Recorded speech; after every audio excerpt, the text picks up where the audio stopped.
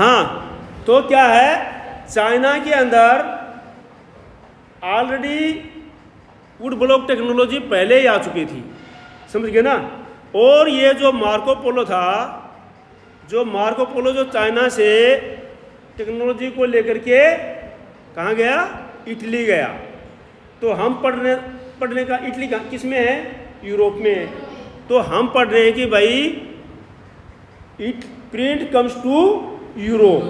भाई यूरोप के अंदर जो है प्रिंट था, वो प्रिंट टेक्नोलॉजी थी, वो कैसे गई, यही पढ़ रहे हैं ना हम लोग। प्रिंट्स कम टू यूरोप, क्योंकि यूरोप के अंदर जो थी प्रिंट टेक्नोलॉजी कैसे गई। तो पढ़ा हमने कि प्रिंट टेक्नोलॉजी का यूज कहाँ पर हुआ था, सबसे पहले चाइना के अंदर हुआ था। कल आपने पढ़ा था कि चाइना के अंदर किस प्रकार से पुस्तक छापने के लिए उसका इस्तेमाल किया जाता था। अब जो है ये टेक्नोलॉजी, जो एक मार्को पोलो था, वो उसने अपनी नॉलेज चाइना से ली। उसने नॉलेज कहाँ से लिया, चाइना से लिया। और इस वुड ब्लॉक प्रिंटिंग टेक्नोलॉजी को वो लेकर के पहुंचा कहाँ पर, उसमें इटली में, जो कि यूरोप के अंदर थी। क्लियर हो गया अभी तक, क्लियर है भाई। अगर आएगा आपके पास, क्या आता है एग्जाम में कि भाई how was prints come to Europe, लिख दोगे ना, how was print technology come to Europe, लिख दोगे। तो जो है प्रिंट जो थी सबसे पहले चाइना के अंदर हुई। चाइना किस में पड़ता है, एशिया में, लेकिन किस में पड़ता है, हाँ। और यहाँ से जो मार्को पोलो था, वो एक ग्रेट एक्सप्लोरर था, वो बाहर घूमता रहता था, वो चाइना में बहुत साल तक रुका था। और यहाँ से चाइना से रुकने के बाद में जब वो इटली में गया, तो वहाँ पर उसने जो है इस टेक्नोलॉजी को लेकर के गया। वहाँ से वो इस टेक्नोलॉजी को लेकर के कहाँ पर गया, इटली गया। और इटली से उसने क्या किया, इसका यूज किया वहाँ पर, और उसके बाद में पूरे यूरोप में फैलाया। तो सुन लो अभी, Marco Polo brought this is knowledge back with him, अपने साथ ले गया। Now Italian began producing books with wood block, जो वुड ब्लॉक मशीन थी उसके द्वारा जो इटालियन थे उन्होंने बुक्स को प्रिंट करना शुरू कर दिया।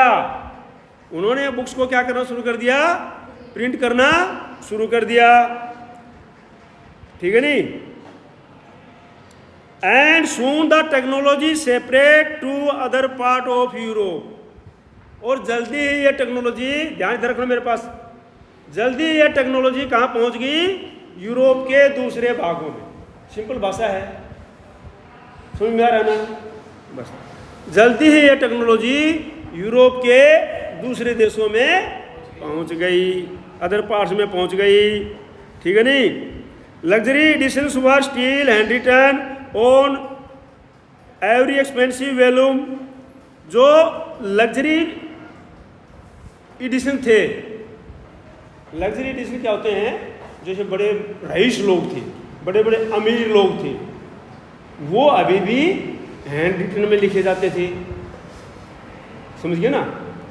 जो रईसों के, जो बड़े बड़े अमीर लोगों के लिए जो लिखे जाते थे, वो अभी भी हैंड रिटन में लिखे जाते थे। और किस में लिखे जाते थे, एक्सपेंसिव वेल्यूम। वेल्यूम क्या होता है, जो पशुओं की चमड़ी होती है ना, पशुओं की चमड़ी से बना हुआ कागज, समझ गए, उसके ऊपर लिखा जाते थे, ताकि वो मजबूत रहे, सुंदर रहे, सुंदर लगे। ये वेल्यूम शब्द आता है उसमें, what do you understand by volume, समझ गए ना, आया था एक बार। तो ताकि वो सुंदर लगे, मीन्स फॉर अरिस्टोक्रेटिक सर्कल। और ये किसके लिए थे, अरिस्टोक्रेटिक सर्कल। अरिस्टोक्रेटिक समझते हो ना, जो शासन वगैरह करते हैं, अरिस्टोक्रेटिक सर्कल जो होता है, ऊपर वाले लोग। आप लोग तो ऐसे हो गए हो जैसे कि आपको इंग्लिश कुछ समझ में नहीं आ रही है। हाँ, आ रही है ना, हाँ। अरिस्टोक्रेटिक आप लोग 9 से पढ़ते हुए आ रहे हो, ठीक है नहीं। तो जो ऊपर वाले लोग हैं, अमीर रिच लोग हैं, उनके लिए ये लिखे जाते थे वेल्यूम में, ठीक है बेटा। अब जो है, and rich monastic libraries which secreted and printed books, chief valuers, merchants and students in the university town brought the cheaper printed copies. जो मर्चेंट होते थे, जो स्टूडेंट्स होते थे यूनिवर्सिटी के, वो जो सस्ती सस्ती कॉपियाँ थी उनको खरीदते थे जो प्रिंटी से छपती थी. क्लियर है? अच्छा. As the demand for books increase, book sellers all over Europe began exporting books to many different countries. जैसे जैसे बुकों की बुक सेलर्स की डिमांड बढ़ती गई तो पूरे यूरोप में जो है ये हर एक देश के अंदर ये बुकें छप करके फैलने लग गई, तो टेक्नोलॉजी फैलने लग गई. समझ में आ रहा है? Book fairs were held at different places. कई कई स्थानों पर बुक फेयर लगाने जाने लगे. बुक फेयर समझते हो? दिल्ली में भी लगते हैं, गुड़गांव में भी लगते हैं, कई जगह लगते हैं बुक फेयर, जहाँ पर स्टूडेंट्स जाते हैं अपनी अपनी किताब ढूंढते हैं, अच्छी अच्छी किताबें छांटते हैं, तो बुक फेयर लगाए जाने लगे. Production of the handwritten manufactures was also organised in the new way to meet the expanded demand. कुछ डिमांड के ऊपर जो है हैंडरिटन मैन्युफैक्चर भी जो है वो उसको भी ऑर्गेनाइज किया जाता था. Scribes or skilled handwriters were no longer solely employed by the wealthy or influential patrons, but increasingly by booksellers as well. More than 50 scribes often worked for one bookseller. अब क्या है, बहुत से स्क्राइबर्स होते थे. ये स्क्राइब्स होते हैं और स्किल्ड हैंडराइटर्स जो बुकों पर लिखते थे, तो ये इम्प्लॉयड किए जाते थे धनी लोगों के द्वारा. मान लो कोई एक अमीर आदमी है, हैंड रिटन वाले, ये तो गुड टेक्नोलॉजी पढ़ा रहा हूँ ना, जो हाथ से लिखी वाली पुस्तकें थी वो भी चलती थी. तो वो कैसे लिखी जाती थी? आपने बताया किसके लिए चलती थी? वो एरिस्टोक्रेसी क्लासेस के लिए. तो कैसे लिखी जाती थी? वो मान लो एक अमीर आदमी है कोई, जो बुकें प्रेस छापता है, बुक छापना है, बुक लिखवा रहा है, उसने 50 स्क्राइब्स या हैंड रिटन जो क्वेश्चन है वो रख लिए, 50 आदमी को रख लिया, तो उनसे वो लिखवा के भेजते थे. तो कितने लिखते थे वो? मुश्किल से जो है more than 50 scribe open worked for a one book seller. एक बुक सेलर के पास में अधिक से अधिक 50 स्क्राइब्स होते थे. स्क्राइब मतलब हैंड रिटन बुक्स को लिखने वाले, समझते हो ना? हाँ. But the production of the handwritten books manuscripts could not satisfy ever increasing demand of books. But जैसे जैसे बुक्स की डिमांड बढ़ी, जैसे जैसे बुक्सों की डिमांड बढ़ी, ये जो कम पड़ गए, इनकी 6 पुस्तकें लिखी नहीं गई. आज से कितनी पुस्तकें बहुत दिन में लिखी जाएगी ना आज से, तो पुस्तकों की डिमांड को पूरी नहीं कर पाए. कॉपिंग वाज एन एक्सपेंसिव. कॉपी करना, एक बुक की कॉपी करना बहुत महंगा पड़ता था. कॉपी करना मतलब हाथ से लिखना. अब ये बुक है, एक बुक इसने लिख दी, इसकी कॉपी वो कर रही है, तो वो बहुत महंगा पड़ेगा. समझ गए ना? उसको कॉपी करना बहुत महंगा पड़ता था हाथ से लिखी हुई बुकों का. उसके बारे में बता रहा हूँ मैं भी. कॉपिंग was an expensive laborious time. बहुत मेहनत करना पड़ता था, बहुत टाइम खर्च होता था. टाइम कंज्यूमिंग बिजनेस, बहुत समय बर्बाद होता था. आप मान लें अब 10 आपके पास 100 बुकों की डिमांड आ गई, तो आपके अंदर वो लगाओगे, स्क्राइब्स लगाओगे, बुक लिखने वाले, वो कई दिन में पुस्तकें लिखेंगे. समझ गए ना? हाँ.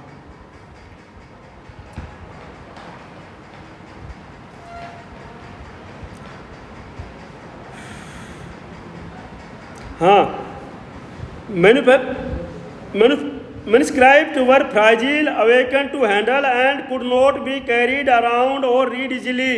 और जो हाथ से लिखी हुई पुस्तकें थी वो क्या था, बहुत ले जाने में, इधर उधर ले जाने में कठिन होती थी, फट जाती थी और इजीली पढ़ी भी नहीं जाती थी. अब एक तो मैं आपको दूंगा इस लड़की की कॉपी पढ़ने के लिए हाथ से लिखी हुई, एक मैं आपको प्रिंटेड बुक दूंगा. आप कौन सी जल्दी पढ़ेंगी? प्रिंटेड बुक जल्दी पढ़ेंगी. कॉपी लिखी हुई अगर इसकी हैंडराइटिंग इसको दे दिया, इसके समझ में नहीं आएगा. इसकी हैंडराइटिंग उसको दे दी तो उसके समझ में नहीं आएगा. इजीली पढ़ने भी इजीली नहीं थी, लेकिन प्रिंटेड बुक जो है इजीली होती थी. क्लियर है? अगला है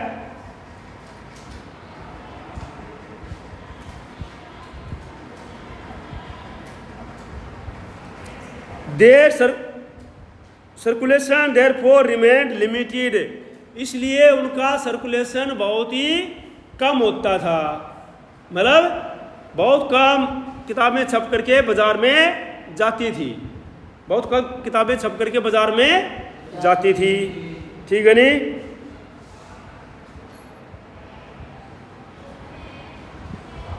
With the growing demand for books, woodblock printing gradually became more and more popular.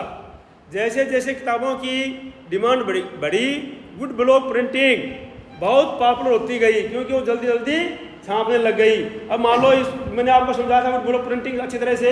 अब मान लो ये इतना बड़ा बोर्ड है, इस बोर्ड के ऊपर लिख दिया और इसके ऊपर एक बार लिख दिया, कितनी बार भर दिया? सिर्फ एक बार।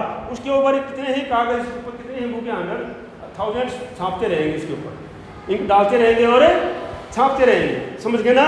तो वो इजीली हो गया, लोकप्रिय हो गया, पॉपुलर हो गया, क्योंकि उस समय नई टेक्नोलॉजी आई नहीं थी, मेटलिक टेक्नोलॉजी आई नहीं थी। मेटलिक टेक्नोलॉजी बाद में पढ़ेंगे कैसे आई है, समझ गए ना। एक एक चीज़ करके पढ़ा रहा हूँ। अब जो है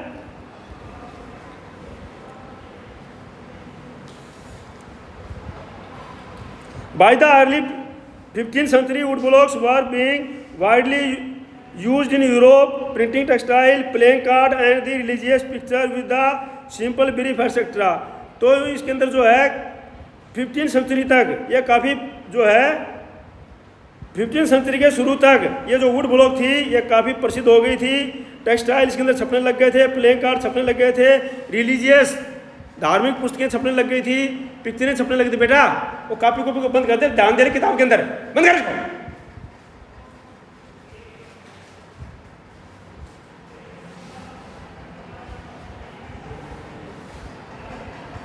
ये सब जो है छपने लग गई थी, ठीक है ना। उसके बाद जो है there was clearly a great need for the even quicker and cheaper reproduction of text. बहुत सस्ता और जल्दी छपने वाले इस टेक्स्ट की डिमांड बढ़ती जा रही थी। बहुत सिंपल भाषा में हिंदी में और इंग्लिश में समझा रहा हूँ। कोई स्टूडेंट्स ये नहीं बोल सकता है कि मुझे तो हिंदी कम समझ में आती है या मुझे इंग्लिश कम समझ में आती है, समझ गए ना। आराम से समझ लो, याद करना समझना आपका काम है। There was a clearly great need for even quicker cheaper हो गया। This could only be with the invention of the new print technology, क्योंकि अभी इसमें जो था न्यू प्रिंट टेक्नोलॉजी का इन्वेंशन करने का समय था। The breakthrough occur Strasbourg Germany where John Gutenberg developed the first known printing press in 1430। अब क्या आती है? इसके बाद आती है गुटनबर्ग की प्रिंटिंग प्रेस। कौन सी प्रेस आती है भैया? गुटनबर्ग की प्रिंटिंग प्रेस, ठीक है ना। अब क्या पढ़ेंगे हमें? वुड ब्लॉक टेक्नोलॉजी पढ़ ली, पता लग गया इसमें कैसे कैसे छपी, इटली के अंदर कैसे हुआ, डिमांड किस प्रकार से इंक्रीज हुई, बुक सेलरों ने किस प्रकार से बढ़ाया, ये सारा छप गया उसमें। क्लियर है? अब हमारे को पढ़ना है Gutenberg's and the printing press. Gutenberg's and the printing press, तो ये कब शुरू हुई थी? 1430s के दशक में, 1430s के दशक में। अब क्या है? गुटनबर्ग कौन था?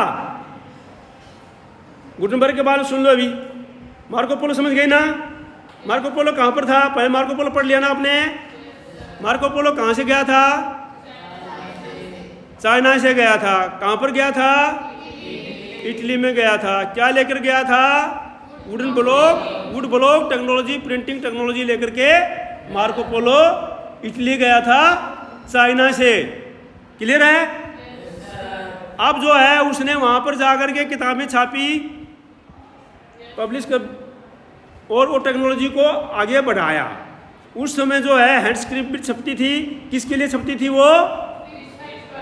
हाँ, ठीक है नहीं, एरिस्टोक्रेटिक क्लास के लिए, एरिस्टोक्रेटिक क्लासों के लिए। किसके ऊपर छपती थी वो? किसके ऊपर छपती थी वो? वेलूम के हुए। वेलूम क्या होता है?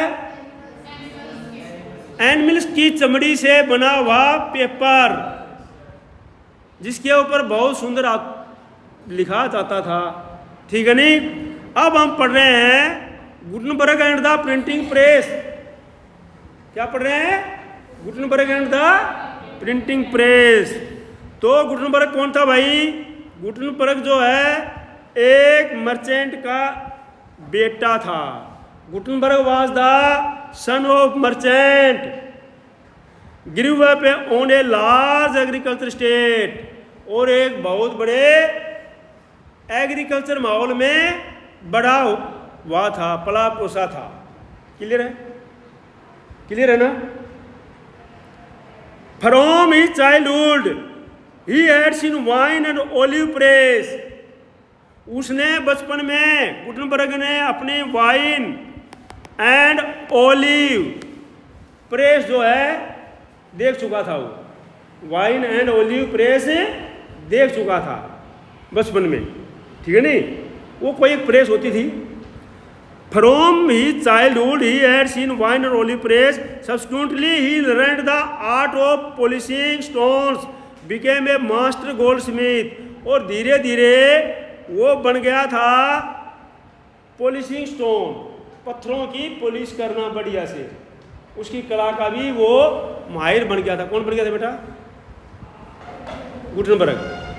कौन बन गया था? गुटनबर्ग। अब जो है और जल्दी वो मास्टर गोल्ड स्मिथ बन गया था। मास्टर गोल्ड स्मिथ क्या होता है? एक अच्छा कलाकार, लोहार जिसको हम बोलते हैं, ठीक है नहीं। मास्टर गोल्ड स्मिथ बन गया था वो। And also acquired the expertise to great lead. Master goldsmith मतलब जो है एक लोहा का जो सामान बनता है उसका मालिक होता है, ठीक है नहीं। समझ गया? हाँ, गोल्ड है ना, गोल्ड सोना, गोल्ड से ही बोलता, हाँ गोल्ड है ये, सोना। तो सोने का जो है मालिक सुनार जिसको बोलते हैं हम, ठीक है नहीं, ठीक है नहीं। तो इसके लिए सोना है।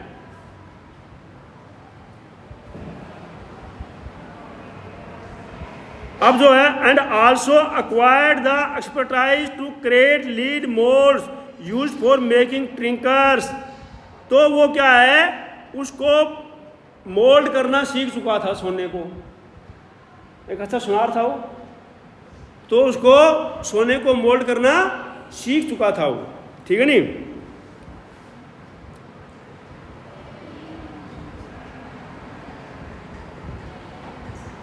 ड्राइंग ऑन हिज नॉलेज, अच्छी उसको ड्राइंग ठीक की नॉलेज थी। Gutenberg adopted exciting technology to design his innovation. उसने जो अपनी टेक्नोलॉजी थी उसका नया इनोवेशन के लिए डिजाइन करने का प्रयास किया। उसने अडॉप्टेड किया इस टेक्नोलॉजी को, जो उसको टेक्नोलॉजी आ रही थी ना, जो उसको ज्ञान था, उसने उसको इनोवेशन के लिए यूज किया। इनोवेशन समझते हो? किसी नई चीज का आविष्कार करना, नई चीज़ को बनाना, कोई नए नए ढंग खोजना। आप लोग को भी बोलते भाई इनोवेशन करके लाओ नए नए बच्चे, ठीक है नहीं। तो बच्चों का दिमाग बहुत होता है। पिछले जब मैं गवर्नमेंट स्कूल में पढ़ा रहा था तो एक बच्चा बड़ा अच्छा इनोवेशन करके लाया। इनोवेशन का वो हमने रखा था भाई, जो कौन बच्चा जो इनोवेशन करके लाएगा, जो फर्स्ट आएगा, फिर उसको हम भेजेंगे ऊपर गवर्नमेंट के ऊपर। तो उसका इनोवेशन ऊपर तक सरकार तक गया और उसको इनाम मिला काफ़ी। तो बड़ा अच्छा इनोवेशन करके लाया था, ठीक है नहीं। अब जो है वो उसने इनोवेशन किया, अपनी टेक्नोलॉजी का इनोवेशन किया, उसने नया आविष्कार किया, यूज किया। इनोवेशन में उसने टेक्नोलॉजी को यूज किया। किसने किया भैया? गुटनबर्ग ने, ठीक है नहीं। The olive press provided the model of the printing press.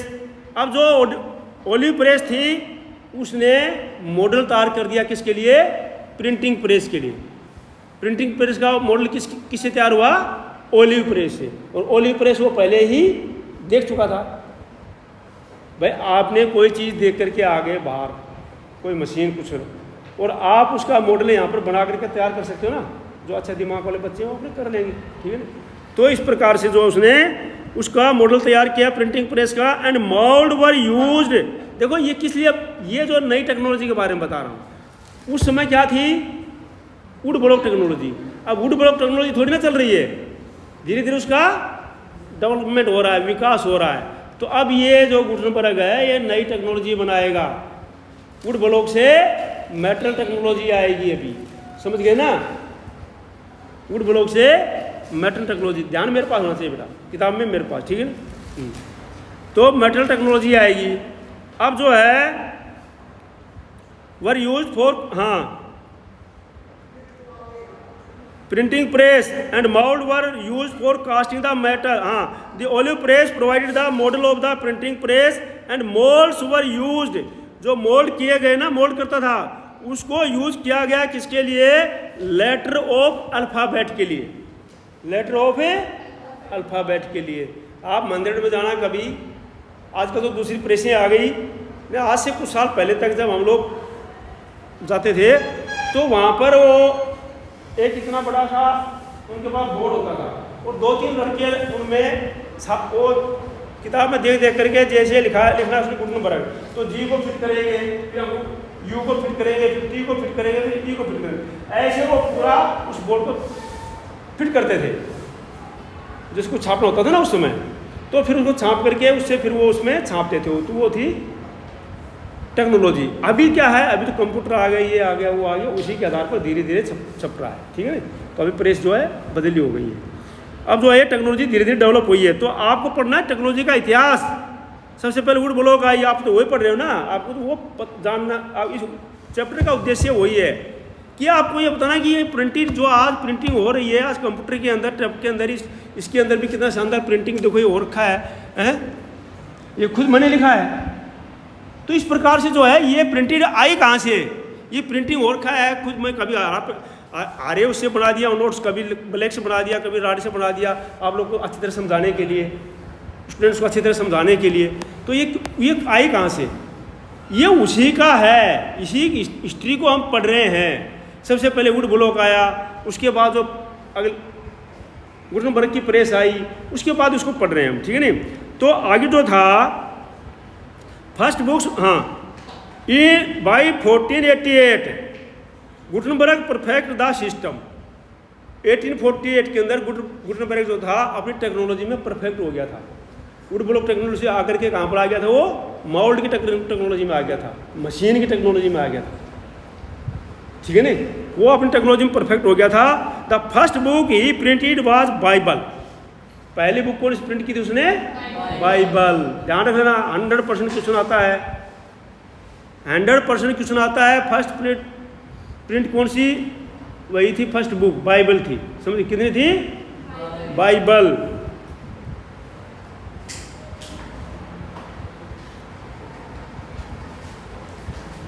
The first book he printed was the Bible. About 180 copies were printed. 180 copies जो है प्रिंट की गई थी बाइबल की। And it took 3 years produce them by the standards of the time was fast production. और धीरे धीरे इसका प्रोडक्शन बहुत ही तेज होता चला गया, ठीक है नहीं। The new technology did not entirely displace the exciting art of the plotting would block. जो नई टेक्नोलॉजी थी अभी तक ये पूरा का पूरा उसको पूरा का पूरा समाप्त नहीं किया था, किसको? वुड ब्लॉक टेक्नोलॉजी को पूरा परिवर्तन नहीं हुआ था। अभी वुड ब्लॉक टेक्नोलॉजी भी चल रही थी, मतलब ये भी चल रही थी, वुड ब्लॉक, हाँ वो भी चल रही, समझ गए? गुड, ठीक है। अब जो है in fact printed books at first closely resembled the written manuscript in appearance and layout. The metal letter imitated the ornamental hand written styles. जो मेटल लेटर थे ये ऑर्नामेंटल हैंड रिटन स्टाइल में थे। Borders were illuminated. जो borders थे वो illuminated थे और वर पेंटेड और पेंटेड थे। In this book printers for rich space of decoration was kept being on the printed page. Each purchasers could choose the design and decide on the printing school that would do illustration. अब जो है हर प्रकार जो है बोलता है कि भाई अपना अपनी इच्छा के अनुसार जो है किस प्रकार का उसमें प्रिंट करवाना चाहता था, वो उस प्रकार से किस प्रकार के उसके ऊपर जो है वो लगाना चाहता था, जिल्द वगैरह वो लग जाता था। तो अपनी किताब में देखो, आप लोग अपनी किताब में देखो, सभी किताब है सभी के पास में ना, किताब में देखो अपना ये जो है गुटनबर्ग किस प्रकार से मेटल से जो है ये प्रिंट कर रहा है। ये मशीन है, वो ऐसे इसको घुमा रहा है और नीचे इसके ऊपर पेपर रखा हुआ है, तो ये गुटनबर्ग प्रिंटिंग प्रेस है, ठीक है नी। इन द 100 ईयर, ध्यान दे लो अभी, in the 100 year between 1450 and 5050, 1450 और 1550 के बीच में printing press were set up in most country of Europe. जो प्रिंटिंग प्रेस थी यूरोप के अधिकतर भागों में सेटअप हो गई थी, समझ गए ना। Printers from Germany travel to other countries.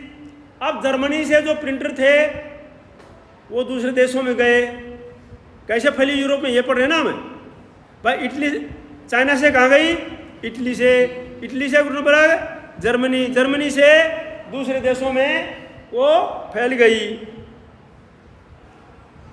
Press were set up in most country, और 1450 और 50 के बीच में ये जो प्रेस थी यूरोप के मोस्ट कंट्री में फैल गई। कल मैं पूछूंगा, एक से प्रश्न सुनूंगा मैं, और एक प्रश्न को जो लिख करके लाना है आपको पीछे एनसीईआरटी में लिखा होगा, ठीक है नहीं, लिख के लाना है प्रश्न हैं। मैं बता रहा हूँ कौन सा क्वेश्चन लिख के लाना है, हाँ बता दूंगा मैं, ठीक है नहीं। अब ध्यान दो आगे। अब जो है printers from Germany travel to other country seeking work and helping start new presses. इस प्रकार से उन्होंने नई नई प्रेस बनाना शुरू कर दिया और जर्मनी से दूसरे देशों में गए। As the number of printing press grew, इस प्रकार से प्रिंटिंग प्रेस का जो है बढ़ोतरी हुई। बुक प्रोडक्शन बूम्ड, और जो बुक्स थी उनके प्रोडक्शन बाढ़ आ गई, पुस्तकों की छपाई की, पुस्तकों की छपाई क्या आ गई, बूम्ड आ गई। बूम्ड मतलब बाढ़ जैसे, मतलब बहुत मात्रा में छपने लगी, बहुत मात्रा में छपने लगी। The second half of the 15th century, 15वीं शताब्दी के सेकेंड हाफ में, मतलब 1450 के बाद 20 million copy of printed books flooding the market in Europe. Europe के मार्केट के अंदर 20 मिलियन, 1 मिलियन में कितने लाख होते हैं, 10 लाख, और 20 मिलियन में 200 लाख कॉपीज, यानी 2 लाख कॉपीज, 200 लाख कॉपीज, 200 लाख मतलब 2 करोड़ कॉपी, कितनी होगी, 2 करोड़ कॉपीज। 20 मिलियन याद रखो आप लोग, इनके चक्करों मत पड़ना। 20 million copies of printed books flooded the market in Europe, Europe के अंदर आ गई मार्केट में। The number went in the 16th century, ये बढ़ता चला गया और बाद में जो है 200 मिलियन हो गया। 20 मिलियन से कितना 100 मिलियन हो गया, 200 मिलियन हो गया धीरे धीरे, ठीक है ना। The shift from hand printing to mechanical printing led to the printing innovation, और इस प्रकार से इसका इनोवेशन हुआ, ठीक है नहीं। तो ये जो चैप्टर के अंदर जो है हमने पढ़ लिया है, आपका इस पार्ट में क्या पढ़ा है, Gutenberg and the printing press, ठीक है नहीं। अगला जो है हमारा है print revolution and its impact. इसको जो है हम कल, अब कितना टाइम है, 2 मिनट।